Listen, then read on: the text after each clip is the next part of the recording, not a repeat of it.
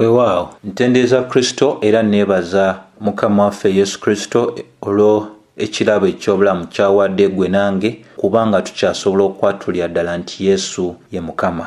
Manya nga bulijjo Mazima Kenneth era nga kulamusaako gwena muganda wange ne mwannyinaze akyatutte nno eddaala ery'okubanga weekuumira mu ebyo ebyawandiikibwa. So olunaku olwali njagala tutunuulire ku mutwe gwe tuyita okuteeka obwesige mu magezi ga Katonda ate era n'okugumizibwa mu mukono gwe omulamuzi wamu ate era n'okuba nga tugumizibwa mu mukono gwe omufuzi. Manyidde ddala nti wasigadde ennaku mbale okuba nga tuyingira omwaka omupya ogwa 2026 era nkuteekateeka nga kugamba nti weetegeke kuwulira abaweereza ab'enjawulo nga bagenda mu maaso n'okwewayiriza nti bafunye ekigambo eky'obunabbi, bafunye okwolesebwa okw'obunabbi, bafunye okubikkulirwa amaloboozi wamu ate era n'ebintu ebirala bingi nnyo bye beewayirizaamu. Neera nga bwe ngenze mu maaso ebbanga lyonna nga nkujjukiza kuzzaamu amaanyi nga nkugamba nti togwanidde bakkiriza, era ensonga lwaki togwanidde bakkiriza yeno wammanga gye twogeddeko ebbanga lyonna nti olunaku olwaleero Katonda waffe talina muntu yenna gw'ayogera naye kuggyako okuva mu ebyo ebyawandiikibwa.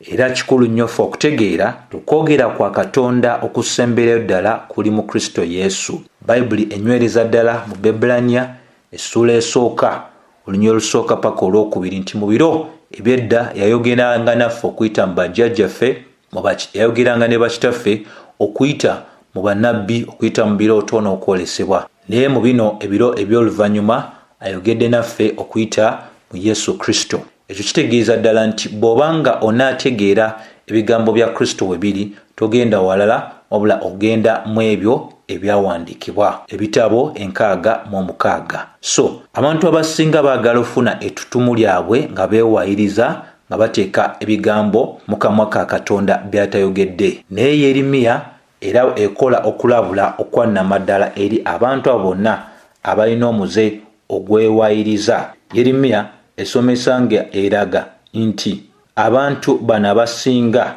bw'oba osomye Yeremiya 23:28 paka 32 nambulukufu ng'eragira ddala nti bangi bagenze maaso n'okwetuma naye ng'ate tebatumiddwa Mukama Katonda waffe. So bw'osoma 28 lugamba nti nabbi aloota ekirooto, nabbi aloota ekirooto abuulirenga ekirooto, n'oyo alina ekigambo kyange ayogerenga ekigambo kyange n'obwesigwa. Ekyo kikulu kya kutegeera nga bwe ngenze maaso n'okulambika ensonga nti bye tuyina bye tugwanidde okusomesa mu bwesigwa. Titugwanidde kubanga tunoonya birooto, tunoonya obunabbi, tunoonya okubikkulirwa, tunoonya amaloboozi.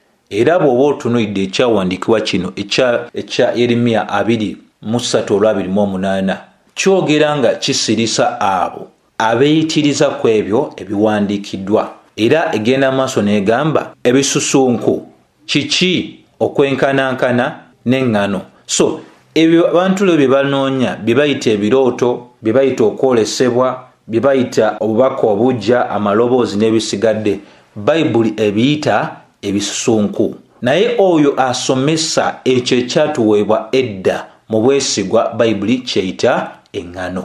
Bw'ayogera Mukama 29, ekigambo kyange tekifaanana muliro bw'ayogera Mukama, era tekifaanana ennyondo eyasayasa olwazi. Tali ku birooto, tali ku kwolesebwa, wabula ayogera ku ekyo ekyawandiikibwa. Kale laba ndi mulabe w'abannabbi bw'ayogera Mukama, ababba ebigambo byange buli muntu ku munneewe. So ono agamba nti yafunye kino, n'ono agamba yafunye kino, naye nga bonna beekoppa buki bwekopi. 31 laba ndi mulabe wa nnabbi bw'ayogera Mukama, abaddira ennimi zaabwe ne boogera nti ayogera. Tabatumye ne beetumye ne bagamba nti Mukama yabawadde obubaka. 32 laba ndi mulabe w'abo abalagula ebirooto eby'obulimba bwabwe n'okwenyumiriza kwabwe okutaliimu, naye saabatuma so sibalagira, so tebaligasa bantu bano n'akatono bw'ayogera Mukama. So yeyo embeera eriwo, buli omu ayagala okulaga nti alina kyaweereddwa. Kankuze, Katonda ki aleeta enjawukana nga ono amuwa n'olinaamuwa n'olinaamuwa ne wabeerawo confusion? Ne wabeerawo ki? Confusion. Ono agamba naweereddwa obubaka n'oli n'agamba naweereddwa obubaka. We wali obuzibu, ndowooza leero ffenna tusobola ddala okutegeera lwaki Katonda bw'atyo bwe yateesa tubeere nga tulina ekitabo kimu ffenna mwe tugwanidde okuba nga tuyigira. Kubanga ono bw'agamba nti yaweereddwa n'oli n'agamba nti yaweereddwa, ye abaaye omutuufu ye yaani? Omutuufu yaani gwe tugenda okuba nga tugoberera? Kubanga buli omu agamba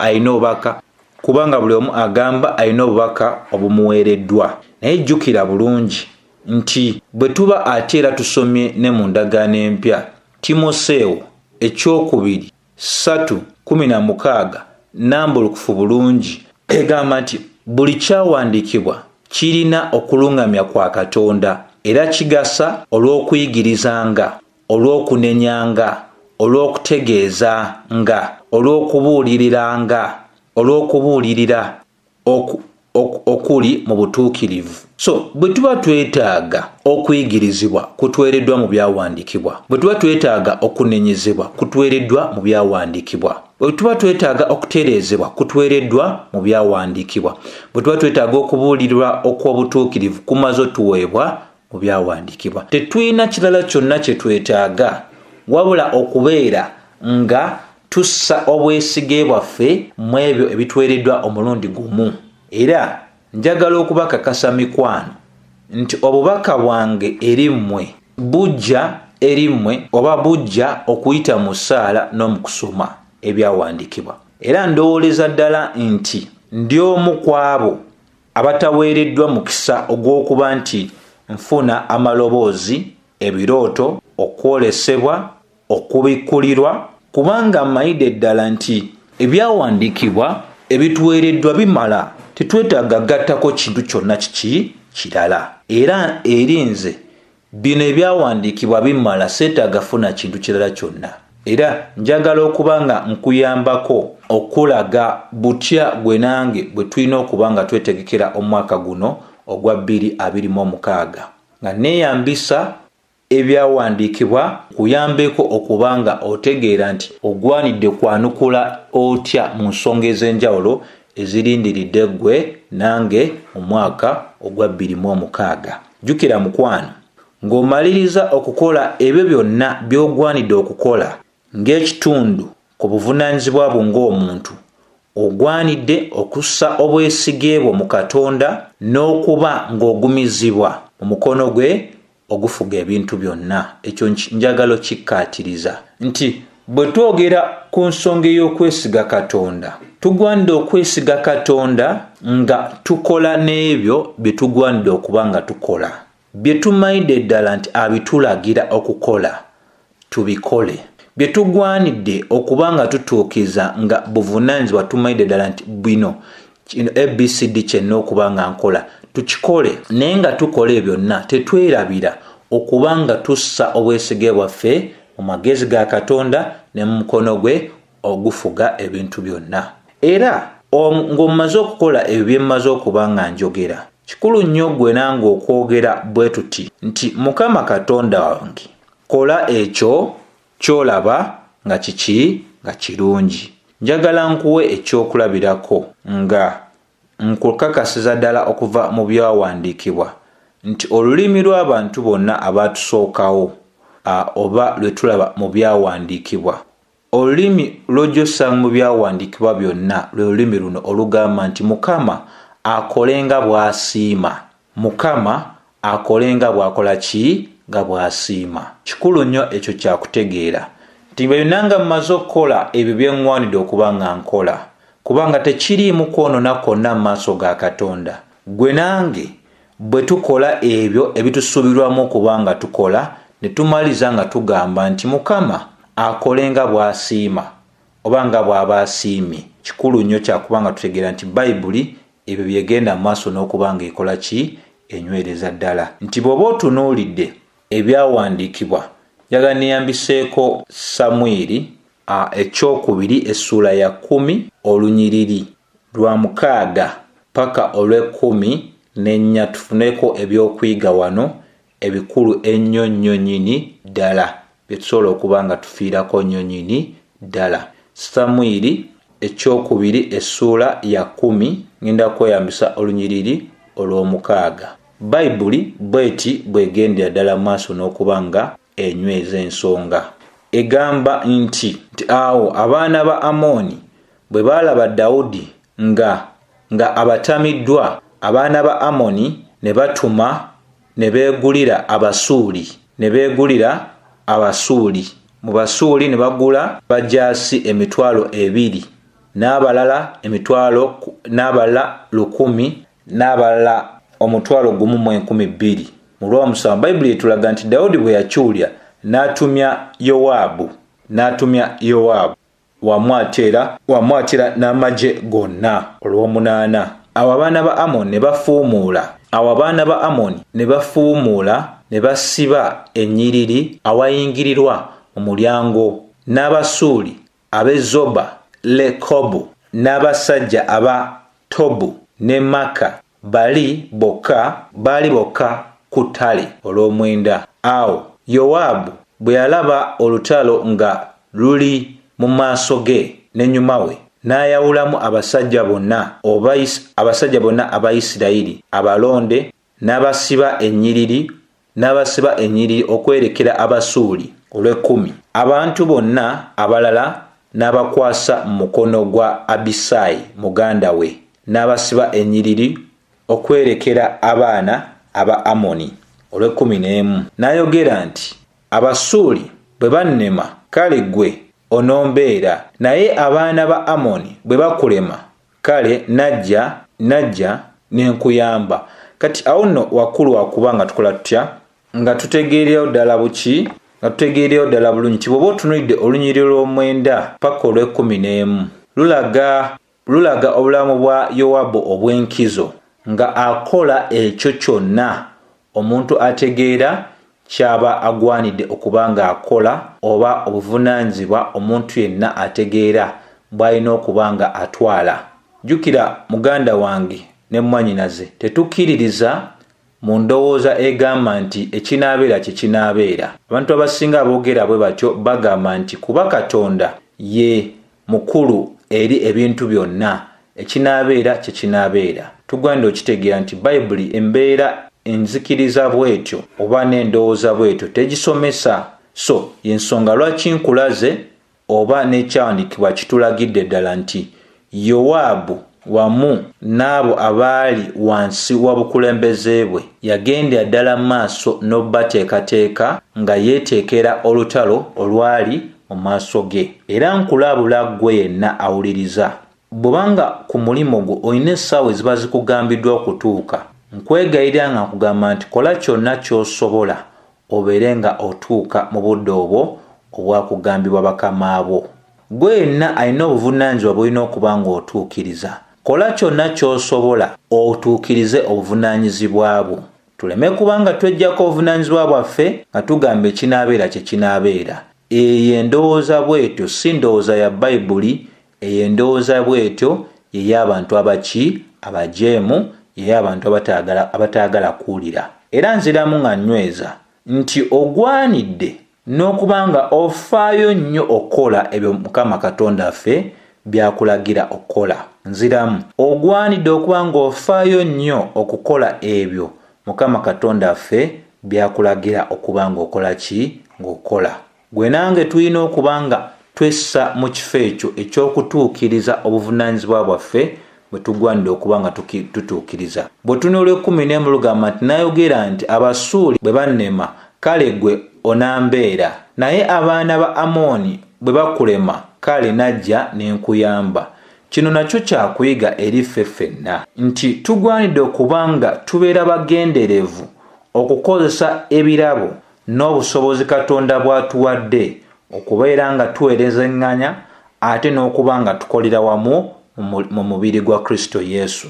Tubalaba nti bano baana ba Isirayiri naye buli omu akozesa obukugu bw'alina okuweereza munneewe, ate bonna bali kukolera wamu okuba nga bafuna ekyokwanukulwa ekirungi. So gwe ng'omuntu ogwanidde okubanga okola ekyo ky'olina okubanga okola. Ate ffe ffenna wamu tugwanidde okubanga tukolera wamu okukakasa nti tutuukiriza ebyo ebitugwanidde okubanga tukola ki tukola. Olw'e12 wenjagala osimba amakanda lugamba nti ddamu amaanyi twerage obusajja olw'abantu baffe. Kikulu okweraga obusajja, kituufu okubanga masekkati g'okukola ebyo bitusuubira okubanga tukola. Tetwegwanidde kwerabira ssebo oba nnyabo awuliriza okuba nga tutuukiriza oba nga tubeera ab'amaanyi oba nga twezzaamu amaanyi. Kuba n'ebyogwanidde okubanga okola bw'onaabeera nga towezezzaamu maanyi era tojja kubanga okola ki ng'obikola. Ensonga lwaki Olw'e12 lutulagira nga tukola obuvunaanyizibwa bwaffe tugwanidde okuba nga twezzaamu amaanyi nga abantu ssekinnoomu oba ffe wamu ng'omuki nga omubiri ogwa Mukama waffe Yesu Kristo. So ne mu mwaka guno omujja njagala wezeemu amaanyi okukola ebintu by'obadde weewala ebbanga lyonna obutakola. Era kino kiddayo naffe eri ng'ekkanisa okubanga tukola ebintu ebyo byonna bye tubadde twewala okukola okubanga tukoleramu nga twezzaamu amaanyi. Lwaki? Tugwanidde okulwanirira ekitiibwa kya Katonda, tugwanidde okubanga twagalana, tugwanidde okubanga twagala n'ebifo byaffe ebyekuŋŋaaniro. Kasita tubeera nga mu bifo ebyo mu butuufu tetuli kulimbibwa, tetuli kubbibwa, naye nga tutegeezebwa amazima gennyini aga Bayibuli. Era Yowabu yagenda amaaso n'okwogera ebigambo bino. Ddamu amaanyi tweraga obusajja olw'abantu baffe n'olw'ebibuga bya Katonda. Ekyabali mu maaso kutunuulira kitiibwa kya Katonda. Byonna bye tugenda okukola ng'Abakristaayo ab'enjawulo mu mwaka ogwa 2026 n'emyaka emira, tunoonye okuba nga tulwanira ekitiibwa kya Katonda nga twezzaamu amaanyi okukola ebyo bye tugwanidde okuba nga tukola. Ne takomaawo, agenda maaso n'agamba atya? Era Mukama akolenga bw'asiimye. Kakulu kakutegeera ti nga tumaze okwezzaamu amaanyi nga tukola ekyo ekitusuubira okuba nga tukola, tugwanidde okubeera nga tumaliriza masekkati ge byonna nga twogera bwe tuti nti Mukama akolenga bw'akola ki nga bw'asiimye. So okwogera okwo okugamba Mukama akolenga bw'asiimye kutegeeza ki oba kusonga ku ki? Ekisookera ddala tuddeyo ku mutwe gwaffe. Bwe tugamba nti Mukama akolenga bw'asiimye, kwe kwogera kwe kumu okutegeeza nti tugwanidde okussa obwesige bwaffe mu magezi ga Katonda n'okuba nga tutwala okwegumya kwaffe mu mukono gwe omulamuzi mu buli nsonga yonna. Ekyokubiri, bwe tugamba nti Mukama akolenga bw'aba asiimye, kye kigambo kye kimu oba kwe kwogera kwe kumu okutegeeza nga tuli mu bulamu buno obujjudde entalo ez'omubiri n'ez'omwoyo. Tuba tutegeeza nti Mukama akole ekyo ky'aba asiimye, tuba tugamba y'emu ku ngeri gye tugenderera okubanga twezzaamu amaanyi okwesiga Mukama Katonda. Kubanga abamu beesiga endogoyi ennyingi, abalala ne beesiga ebigaali, naye ffe tujja kwesigaani Mukama Katonda affe. Kubanga n'ekyo ky'ogwanidde okubanga okola nti mukikola nkuzzaamu amaanyi okubanga okikola, naye obwesige tebulina kubeera ate mu ekyo ky'ogwanidde okuba ng'okola. Obwesige bwo bulina okubeera mwoyo amanyi ebintu byonna, mwoyo afuga ebintu byonna. Oyinza okugamba nti nina ssente zange ze nategeka ABCD, ngenda zikozesa mu kino nekino netuuseko kino kino, naye nkukakasa osobola okuba nga olina ssente zo ezo n'ozinvestinga mu bintu by'obadde oyagala ate n'omumaliza nga tolina ky'ofunyeemu. Okitegeera? Oba olina olugendo olweteekedde ne lutakutambulira nga bw'oyagala obeere nga lukutambulira. N'ensonga endala ezaki ez'enjawulo nti byonna bye tugwanidde okuba nga tubikola, yes tubikole, naye obwesige bwaffe bubeere mu magezi ga Katonda, obwesige bwaffe bubeere oba tutwale okuwummula kwaffe n'okugumizibwa kwaffe mu mukono gwa Katonda ogukufuga ebintu byonna. Ekyokusatu, bwe tugamba nti Mukama akolenga bw'asiimye, kye kigambo kye kimu oba kwogera kwe kumu okutegeeza nti tukkiriza nti entalo zonna za Katonda oba lwa mubiri oba lwa mwoyo, nti ye yalina okumanya, yalina obusobozi ku ntalo zonna gwe nange ze tugenda okweŋŋanga, yalina obuwanguzi, yalina okumanya okusembayo ku buli mbeera yonna ekulindiridde mu omwaka ogujja. Ekyokuna, bwe tugamba Mukama akole nga bw'ayagala oba nga bw'aba asiimye, tuba tutegeeza nti nno tuleka emitawaana oba ebyo ebituli mu maaso tubirekera oyo obuwanguzi kwe bwesigama. Obuwanguzi oba okubotola tekwesigama kuffe, kwesigama kwani? Ku Katonda. Kuno kukkiriza nno kwa maanyi, kuno kukkiriza kwa nkizo. Omuntu agamba Mukama okole nga bw'oba osiimye, nkoze bye nina okukola nga bw'ondagira, naye okole nga bw'osiimye, muganda wange kuba kukkiriza kwa maanyi nti Katonda oyo ayina okumanya okusukkuluma okumanyako, ayina amagezi agasukkuluma amagezi go, era ye mu kuba nti afuga ebintu byonna amanyidde ddala ekirungi ekijja okuba nga kikola kitya, nga kiva mu ekyo kyonna kyokola kyokola. So wakulu nnyo wakuba nga wakola tutya, wategereka. Era ensonga eno ogikkaatiriza bwe tugamba nti omuntu bw'agamba nti Katonda akole nga bw'aba asiimye, tugambye era nti okwogera bwe kutyo si kwogera okw'okukkiriza okutono, obula okwogera bwe kutyo kwogera okw'okukkiriza okw'amaanyi okulaga obwesige n'okukkiriza mu bukulu bwa Katonda.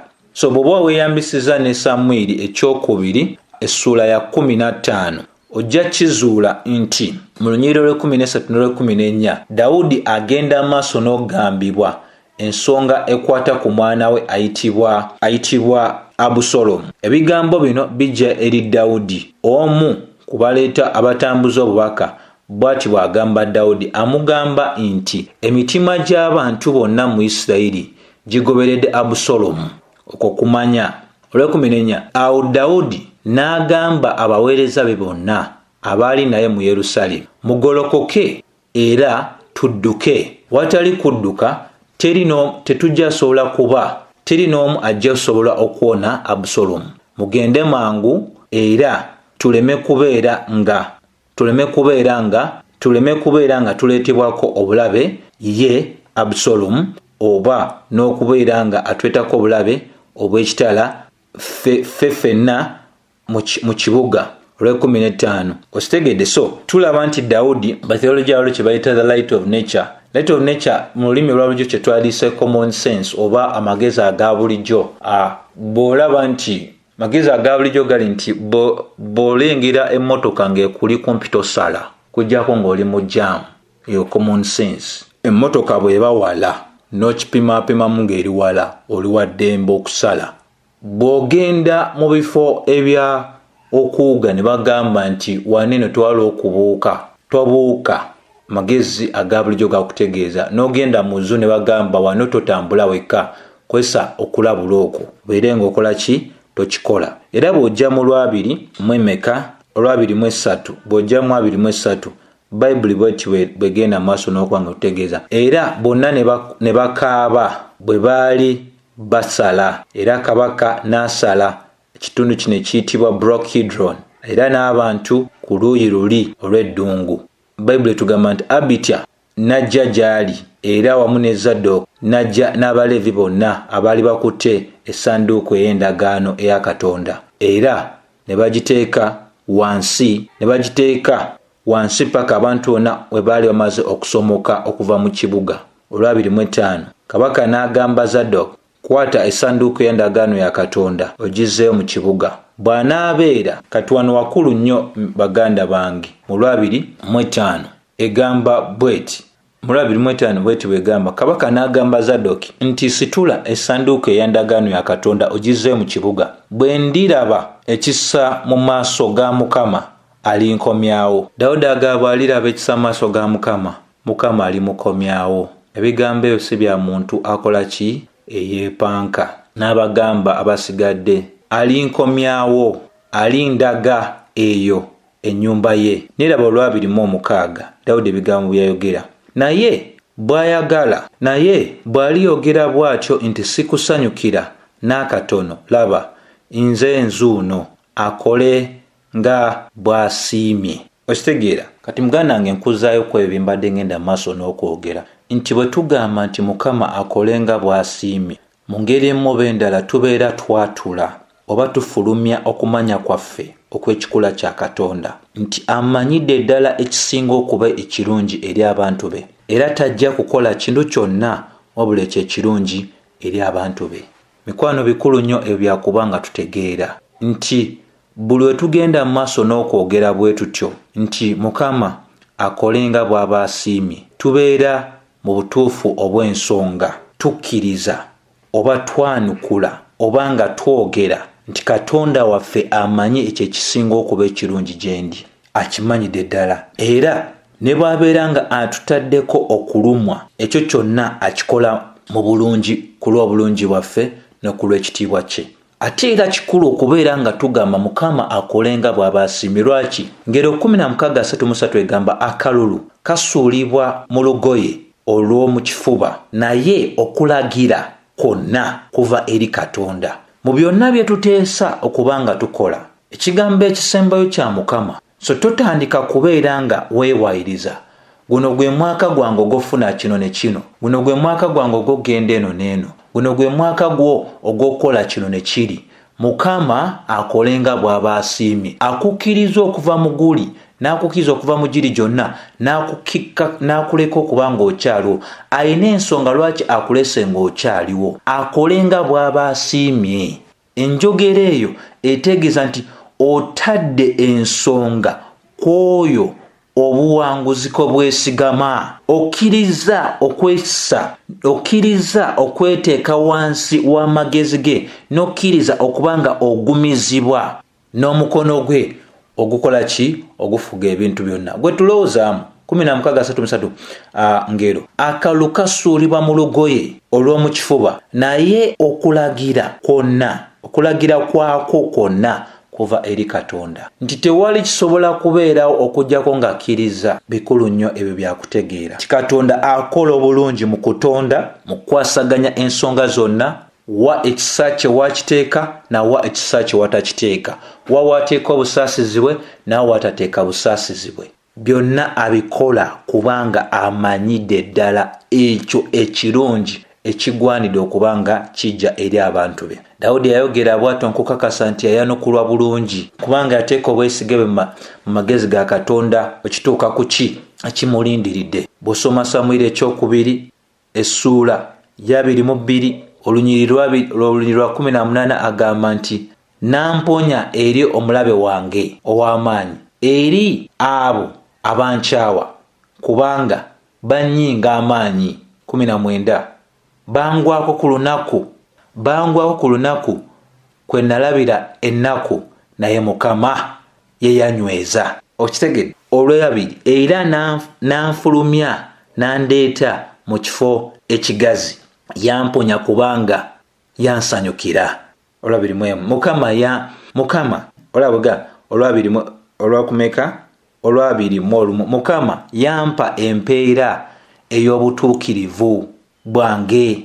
Kakulu nyako kakubanga kategeereka, yanfulumya. So olaba nti kituufu nti Dawudi yaddibwa mu buki bulungi kuba Mukama amayidde ddala ekirungi. Buli mwana we amanyi ekyo ekirungi nze naawe kye tugwanira ne kye tutagwanira, n'ekyo ekirabika ng'ekibi mu maaso ga Katonda alina okwagala eri ffe. Ekyo gwe kyolaba ng'ekibi kyekyo ekirungi kye gy'oli, kubanga agenda kikozesa okufuula ekyo kyayagala obeere ku lw'ekitiibwa kye ne ku lw'essanyu lyo. So nsaba ompulirize bulungi mukwano nti oba mu mwaka guno oba omwaka omulala gwonna, gwe naye nga tukyali balamu nga tetutegeera ddala bulungi, tugwanidde okusaba Katonda atuukirize eri essanyu eddungi ery'okwagala kwe. Tetugwanidde kubeera nga tunoonya kyaffe, naye tusabe Katonda wonna waba tutadde atuukirize essanyu eddungi ery'okwagala kwe.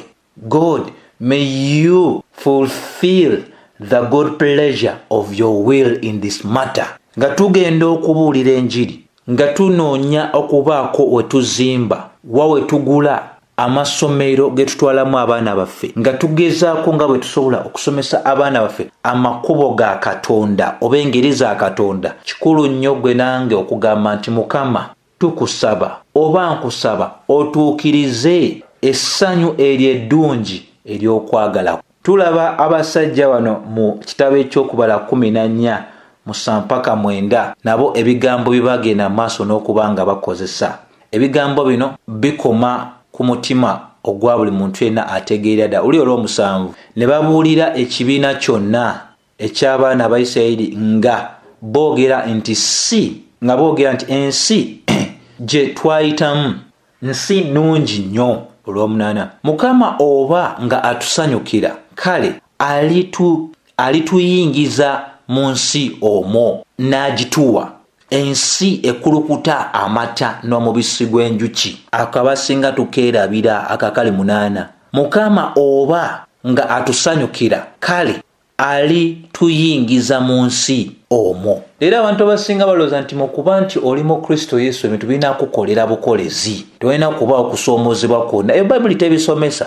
Bayibuli ebyo tebisomesa nti mukuba mu Kristo ate mwe tulina okuba nga tulagira ddala obunafu bwaffe, mwe tulina okuba nga tukabira ddala okubeera nga tuyambibwa, kuba kati tutegedde siffe abeefuga, siffe abatwala obulamu bwaffe. N'ogamba nti Mukama tuukiriza essanyu eddungi ery'okwagala kwo, n'ogamba nti Mukama kola nga bw'osiimye mu mbeera eno kubanga omanye ekirungi kye ŋŋwanira. Eri obwakabona nga bumugibwako n'ennyumba ye. Bw'osoma Samwiri ekisooka essula ya 3 olunyiriri lwa 16 paka 18, Eri yeegayirira n'agamba Samwiri okwogera byonna ebyali mugambiddwa Mukama Katonda. Era mu lw'e18 newakuwadde obubaka bwali bwa nnaku, newulira Bayibuli tugamba nti awo Samwiri n'amubuulira buli kigambo n'atamukisa kigambo kyonna, n'ayogera nti ye Mukama akolenga bw'asiimye. Eri bw'atyo bwe yayenukula. Kuno kwe kwogera kw'abantu bonna mu Bayibuli nti tukola kye tulina okuba nga tukola, naye nga tukola kye tulina okuba nga tukola, obwesige bwaffe tebuli mu ebyo bye tulina okuba nga tukola. Bikulu nti tubikole. Obwesige bwaffe bulina kuba mu magezi ga Katonda n'okuba nga twegumiza oba nga tugumizibwa okuyita mu mukono gwe ogufuga ebintu byonna. Era mu mwaka guno omupya nkukuutira nkukakasa oba Katonda agenda tugattako oba agenda tuggyako, oba Katonda agenda kugattako oba agenda kuggyako, gwe nange tugwanidde okussa obwesige bwaffe mu magezi ge ne tugumizibwa okuyita mu mukono gwe ogufuga ebintu byonna. Tulina okwewala okuba nga twogera obutonotono, nga tuyombera kino oba nga tuyombera kiri. Tubeere nga tuli abantu abawummulira abalina obwesige magezi ga Katonda, n'okubeera nga tugenda mu maaso n'okugumizibwa n'omukono gwe ogufuga ebintu byonna. Kubanga ate tewaliwo njawulo wenkutwala ne mu ndagaano empya nenkutwala mu Yakobo essuula yiino yakumeka yakuna. Yakobo bw'okisoma 4:13 egamba bw'eti, kale no mmwe aboogera nti leero oba jjo tunaagenda mu kibuga gundi tulimalayo omwaka gumu, tulitunda tulivisa amagoba, naye nga temutegeera byankya obulamu bwammwe buli nga ki. Muli nfuufu olulabika ekiseera akatono ne lulyoka luggwaawo. 15 Mmwe mwandyogedde nti Mukama waffe bw'ayagala tulibeera balamu era tulikola bwe tuti oba bwe tuti. So obukulu obw'ensonga eno bwe njagadde okunyweza bwe bw'okuba nga nkulaga nti ffenna tulina essanyu ly'okwagala okuyingira mu mwaka gwe tutabangamu, naye tetuma ebitulindiriddeyo. N'olunaku oluddako olw'enkya tetuma kitulindiridde. Kikulu ffe okugamba nti Mukama akole nga bw'aba asiimye, kasita tusangibwa nga tukoze ebyo bye tugwanidde okuba nga tukola. Kikulu okuba nga twesigama oba nga tussa obwesige bwaffe mu magezi ga Katonda n'okugumizibwa kuyita mu mukono gwe ogukola ki ogufuga ebintu byonna. Gwanidde kiki okibeera nga okitegeera bulungi mukwano, ti mwaka guno ogujja n'emyaka emirala yiga okwogera nti Katonda wange, Mukama Katonda wange akolenga bw'asiimye. Njagala okumaliza nga ngamba bwe nti ogwanidde okujjukira mu mwaka guno ogwa 2026 n'emyaka emirala. Bw'ogenda mu maaso n'okwegiriza okugamba nti Katonda akolenga bw'asiimye, kwe kwogera kwe kumu kw'oba otegeeza okugamba nti oba ekirungi kizze oba ekibi kizze n'akola, nja kwewaayo nnyo nkole ekyo, nteeremu ddala amaanyi mu ebyo nina okuba nga nkola, mu kusaba, mu ssaala, mu kusoma ekigambo kya Katonda, mu kukakkanira omwami wange, mu kwagala mukyala wange, mu kuyigiriza ezzadde lyange, mu kuyambako okukuza abalala okugoberera Kristo wamu n'okubaagala, mu kukola ennyo ne mu kubaako ebimu bye ntereka mu mabbali, mu kukola omulimu gwa Katonda, mu kuwaayo n'omutima omugagga eri omulimu gwa Katonda, mu kubuulira enjiri eri abantu abalala bonna otali kulekera oba kuzikiza, mu kugenda mu maaso n'okwaniriza, mu kugenda mu maaso n'okuba nga neewala ebyo ebiyinza okuba nga bikosa okutambula kwange mu Kristo Yesu. So omuntu agamba nti Mukama akolenga bw'asiimye ye muntu agamba oba ekirungi kizoba ekibi kye kinajja, ngenda kukubeera nga neewaayo okukolera ddala obulungi ekyo kye ŋŋwanidde okuba nga nkola ki nga nkola. Basebo ne bannyabo ge ga mazima ga Bayibuli. Saba Katonda waffe nga bw'alewo ekisa agakozese okuyambako wamu nange nti mu mwaka guno ogujja tubeere abantu abatuuka ku ddaala lino ery'okuba nga byonna bye tukola tetwerabira gamba nti Mukama akolenga bw'asiimye, kubanga tolina garanti nti ojja kuyingira omwaka oba ojja gumalako oba onaatuuka ku kino oba kiri, naye mwesige nti amanyi ekyo ekirungi ky'ogwanidde okuba ng'ofuna. Masekkati g'okunyigirizibwa ne mu masekkati g'ennaku, ebyo byonna biri wansi wa bufuzi bwa Katonda era amanyidde ddala engeri gy'asobola okuba nga yeeweesa ekitiibwa ate naawe n'akuleetera essanyu. So sijasukkako wano wabula osaba ekisa kya Mukama waffe Yesu Kristo kibeere eri mmwe mwenna era mbaagaliza omwaka omulungi olw'ekisa kya Katonda. Amiina.